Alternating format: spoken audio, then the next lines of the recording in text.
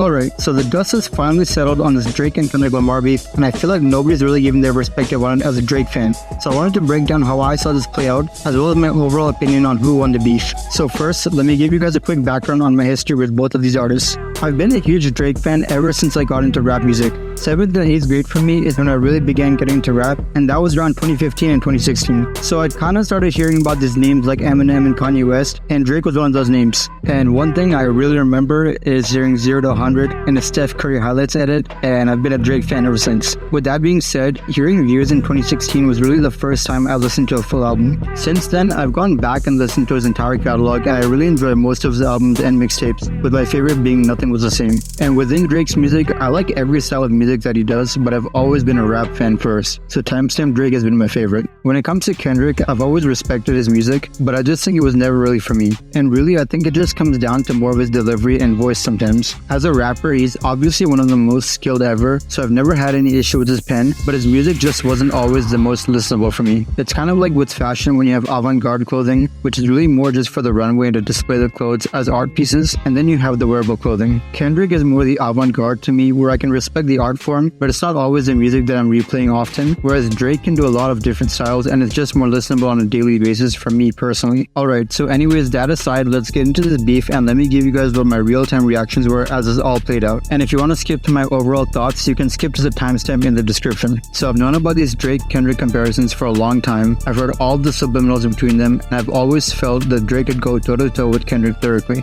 So when this battle finally started to materialize, I was pretty hyped. So first, Like That and Push Up's drop, and I enjoyed them both knowing these guys are just trying to bait each other. In Like That, Kendrick is baiting Drake to drop a fully dedicated diss song, and in Push Ups, Drake officially steps into the ring with a dedicated diss, but he's really just baiting Kendrick to step in with him and show Drake his cards. I was a little underwhelmed with Push Ups lyrically, but I thought it was a cool song considering he was going at multiple guys at once. Then we get tailor-made Freestyle, which I also thought was just cool as a little diss and a troll. He's using K-Dot's idol as an AI form and just poking fun at him. I hardly even consider this a real diss, it's more of just Drake egging on Kendrick to drop. By the way, at this point I had Drake up, but only slightly considering all these songs have just been baiting the other one to drop whatever scathing information they got. Then we get Euphoria from Kendrick's side, and I absolutely loved it. It was a great song with hard-hitting beats and 6 minutes straight of Kendrick just rapping. The disses were great, and I loved how aggressively Kendrick was coming at Drake. At this point, I gave Kendrick the edge, but I didn't think Euphoria was anything that Drake couldn't top. That was until Kendrick dropped again the next morning with 616 in LA. I personally really liked 616, but the disses themselves weren't too crazy. It was more of the chess move. Kendrick drops 2 songs on Drake back-to-back, and he tells us that he's a mole in the OVO camp, and on top of that, the title itself is like a quintuple entendre. So at this point, I think everyone had to have Kendrick ahead, including me. People are extremely impressionable on rap beefs, and the more you drop, and the faster you drop, definitely does have a huge impact. I think Drake never got the benefit of that with Taylor Made, because it was more of a troll attempt, so it never really got taken seriously. But 616 was the first song with some real information in it, so it held a lot more weight. Then we get to that night when everything really changed. Drake drops Young Matters, and it's fire. It meets all the criteria of a great diss track. It's catchy, it's got good disses, and Drake drops a bomb of information that one of K-Dot's children actually isn't his, and instead is his manager Dave Freeze. And then he alleges that Kendrick has been cheating on and beating his wife. This song would have been a massive bomb and could have completely changed the course of this beef if Kendrick didn't drop Meet the Grams only 30 minutes after Family Matters. This was both the song and the chess move that truly shifted this beef. Drake only got 30 minutes of everyone's props, and Kendrick completely stepped on his release. Not only that, but it also gave credibility to what Kendrick said earlier that morning about having an inside on OVO. And then we get to the song itself. Now, I personally don't think this song is as amazing as a lot of people do. People have been running with this narrative that Kendrick is breaking down Drake's character and psychoanalyzing him, but I really don't see that. Instead, he's making a lot of allegations and assumptions based on things that we already know about Drake. That aside, it's a solid diss, and it throws all of the allegations right back at Drake by using his own family against him. Kendrick alleges that Drake is a pedophile, a drug addict, a horrible father, is involved in trafficking, and is hiding a daughter. So now, at this point, I had Drake basically tying or taking the lead against Kendrick's Euphoria and 616, and then Kendrick snatched the lead right back with Meet the Grams. For me personally, this wasn't a huge lead, but I know for the public perception, most of the community basically agrees that Kendrick ended Drake right there. Now, my opinions on the song aside, this song really put Drake in a tough spot. Regardless of whether Kendrick's allegations are true or not, Drake does have a history of some questionable behavior with younger women. It's been really well documented, to the point where many fans said all Kendrick had to do do to win was to call Drake a pedophile. Even Drake himself is aware of this, which is why he mentions it on Taylor Made and again later on. There's also really no way for Drake to address these allegations either. If he doesn't address him, people will say he's guilty because he's avoiding it. And if he does address him, people will say he's guilty because he's denying it. That aside, after one of the most historical nights in hip-hop history, Kendrick drops the very next day with the song Not Like Us. And in this song, Kato doubles on hard on the pedophile allegations. But even apart from the subject matter, the song itself is an absolute banger. It's a perfect chess move by Kendrick because the pedophile rumors are back and Drake is back under scrutiny. And this song only ridicules him more while also being a banger that's being replayed many times. So at this point, I already had Kendrick in the lead, and Not Like Us really just put him even further ahead. But I never fully counted Drake out. Sure, this is a terrible look for Drake and everyone's clowning on him. But if he came back with a fire song himself and some proof of the allegations he had on Kendrick, the score could still be evened up. Spoiler alert,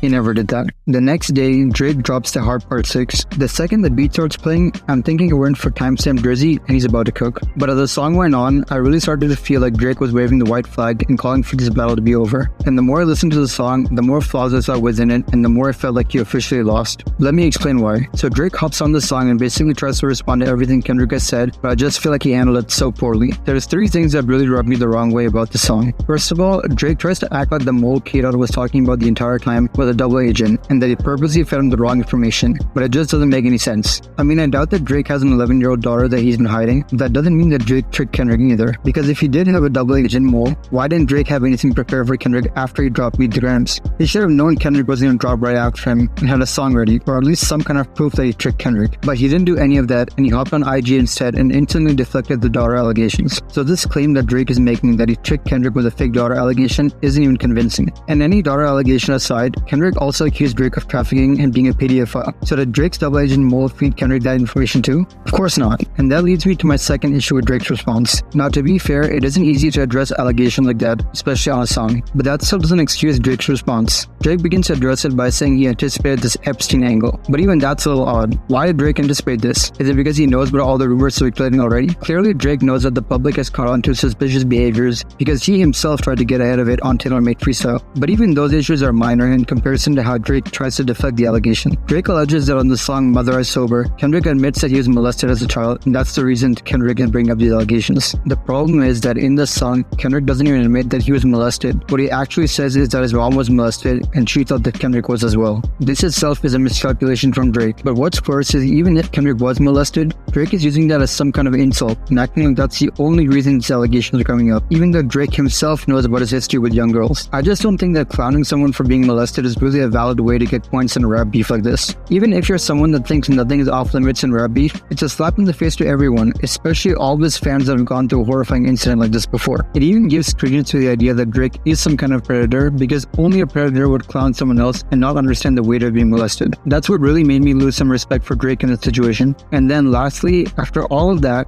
Drake really had the audacity to say that this was some good competition and he won and that he's coming with facts to what Kendrick isn't. Drake's my guy, but he needs to have some self-awareness and also post his own receipts because I haven't seen any facts from either of these guys. Alright, so now what's my thoughts on both of these guys after this beef is over? Let me talk Kendrick first. Like I said before, I always respected Kendrick, but this really made me appreciate him more. This beef made me go back and re-listen to Kendrick's older music, mainly Good Kid, Mad City, To Pimp a Butterfly, and Section 80. And even though I may not listen to his music on a day-to-day basis like I do with Drake, I am appreciating being able to listen to one of the greatest lyricists ever and being able to exist while his career is still active. Plus, listening to some of his older music brings me some nostalgia, as his career has really coincided with my teenage years until now. Going back to the beef, I will say that although Kendrick played it very smart, I still have two issues. One is that Kendrick never really responded or addressed the things that Drake said. Some of his diss tracks seem pre-recorded with only a changed line here and there to keep it updated. It's fine if he doesn't think it's worth it to respond to certain allegations, but having 5 to 10 diss tracks in stock while hardly going back and forth with the subject matter does lose some points for me personally. Some of my favorite moments were when Drake flipped the Michael Jackson and Prince line back onto Kendrick, or Kendrick flipping the label split argument back onto Drake. And the second issue is that Kendrick made a song based on false information of a daughter and didn't come up with any proof of his own. I think it's hypocritical to call Drake a liar, but don't have any proof that he has a mole in LVO, him having a drug addiction, a human trafficking ring, a hidden daughter, or even him being a bad father. Other than that, I think Kendrick played this masterfully. The sheer volume of songs is crucial in a beef like this, and the timing of when they dropped is what was even better. Kendrick covered all of his bases when it came to the style of the songs, the content, and the wordplay. I will say that Kendrick had the upper hand going into this beef though. He was already regarded noted as a better lyricist, and it was pretty obvious that Drake's history with younger women was going to be used against him. That aspect was just a layup for Kendrick, but he slam dunked it, so I still gotta give him credit for that. Now Drake, on the other hand, just didn't seem to be prepared for this at all. Obviously, he was kind of forced to engage in this beef since Like That was so huge and the shots were so direct, but there just seems to be a ton of missteps on Drake's part, and my main issue is definitely the red button. When I originally heard red button back in November, I thought he was talking about Kanye, not Kendrick. He didn't really have anything recent going on with K-Dot at the time, so it just didn't make sense for him to be sending shots to him. Same thing with 8 AM and Charlotte. On that song, Drake raps about having someone bowing down to him and it all being saved on a USB. But where was the footage? Was it a lie? Was it about someone else that isn't involved?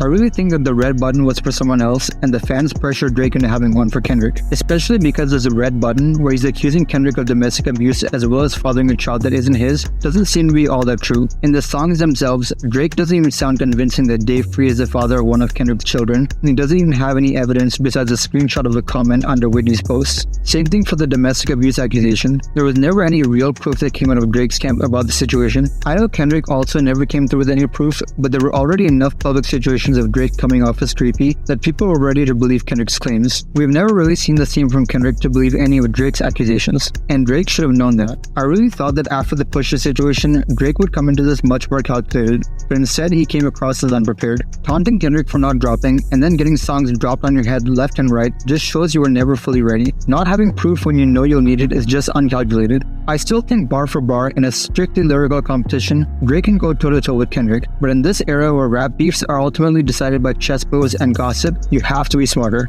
And hopefully one day we'll find out what the real red button was, if anything, and who 8 AM and Charlotte was about. Anyways, all that being said, even if we're just gonna assume that both Drake and Kendrick's accusations were completely false, Kendrick won. He won the chess moves battle, the numbers game, and I'll give him the edge on lyricism. So where do we go from here? For Kendrick, I think it's simple, and it's what everyone is saying: drop the album. It's the best time for Kendrick, and he has the most eyes on him at the moment. It's been a couple months since his beef, and now Like Us is still going strong, so now is definitely the best possible time to drop new music. As for Drake, I always thought that the best thing he could do was to publicly apologize to the girl in the viral concert video. Some of the weird behavior that Drake has shown with minors can be arguable since there isn't any hard evidence, but the concert video is concrete evidence of Drake being weird and downright creepy. And even though the girl from the videos came out and tried to clear Drake's name, I think it would have been best for Drake to just apologize to her publicly. When it comes to music, I always thought it would have been best for Drake to lay low for a while and only drop music when he has a smash hit. But at the time of me writing this, Drake has currently dropped a few features, all of which have been pretty mid. There's rumors of Drake dropping a song soon, but if he does, I hope he doesn't throw any shots unless he's truly ready to have some receipts ready to back himself up. Last thing I want to say is that although a lot of criticism of Drake is warranted, I do feel that he's also receiving a ton of unwarranted criticism. I'm not here to defend him, but rather just chime in on the discussion of these narratives surrounding Drake. The first thing I hear a lot about Drake is how he's a terrible father and is pathetic for not having a family. I know that Drake hit Adonis initially, but since then, what actual proof do we have of him being a bad father? And even if Drake is a bad father, are we going to keep that same standard with other rappers and their families? Future has been known to be a bad father as well, but are we going to hold him to the same standard? The same goes for Drake talking tough and acting like he's a gangster. Yeah, Drake didn't come from a tough life, but I'm pretty sure he does have mob ties and gang affiliations now. But that goes for a lot of rappers though, even the ones that do come from the hood. Just because you came from the hood doesn't mean you're a gangster or you were catching bodies. And if we're gonna condemn Drake for that, should we start doing that for all these other rappers? I'm a big fan of Playboi Carti, but I don't believe that he's really from the streets and really a gangster, even if he was to hang around gang members now. Same goes for Travis Scott, Uzi, and the list goes on. Even for street rappers like Lil Baby, there's only a select few rappers that I think are about that life and have done some real stuff, and that's King Von, Lil Durk, maybe Youngboy, and maybe 21 Savage. That's it. I'm not saying that they should all stop talking about that, but my question is more, why does it even matter? It's all entertainment at the end of the day. On the same note, I fully support calling out sex offenders in the industry, but are we gonna pick and choose who we scrutinize and who we don't? Why does Drake get all the criticism and Kodak doesn't? And that's only one example. There's plenty more that exist, and even more that I'm sure we don't even know about, especially considering how misogynistic most of these rappers' lyrics are. Another one I hear is that Drake doesn't make mature music and needs to grow up. This topic could really be its own video, but do we really even want to hear about Drake's family or Drake speaking on political and cultural events? Maybe a few songs max, but Drake's persona is literally being a rich playboy like Bruce Wayne. His music now and always has been about either his fast life or his romantic relationships. I personally would really dislike it if Drake made an entire album dedicated to fatherhood and growing older. And just to use another example, A$AP Rocky is another rapper who is lyrical but doesn't have many socially and politically conscious songs. Who knows, maybe we hear about his fatherhood in a future album, but you can replace Rocky with a lot of rappers and get my point. And lastly, why is it that Drake is now considered not part of the culture? What exactly about him is not part of of it. The music he makes was influenced by and has gone on to influence rap and hip-hop culture. He's one of the students of the game that has admired real rap since he was a kid. Didn't the rappers that Kendrick mentioned in Not Like Us, like 21 Savage, Lil Baby, Future, Quavo, and 2 Chainz, all choose to work with Drake? Didn't Kendrick choose to work with Drake? In what way is it colonizing? If Drake was so much not part of the culture, why did all these rappers that are completely part of the culture work with him and also gain off of his name? Again, I'm not here to defend Drake's actions or act like he won the beef, but I just think it's a bit unfair to pick and choose who we attack and who we don't, and stand on moral high grounds with some artists and turn a blind eye to others. Criticize Drake as much as you want, but just keep it even with other rappers is all I ask. But yeah, that's my take on this entire beef as a huge Drake fan. Definitely grew my appreciation for Kendrick and feel a bit disappointed in Drake. At the end of the day, I still love Drake's music, but I gotta call a spade,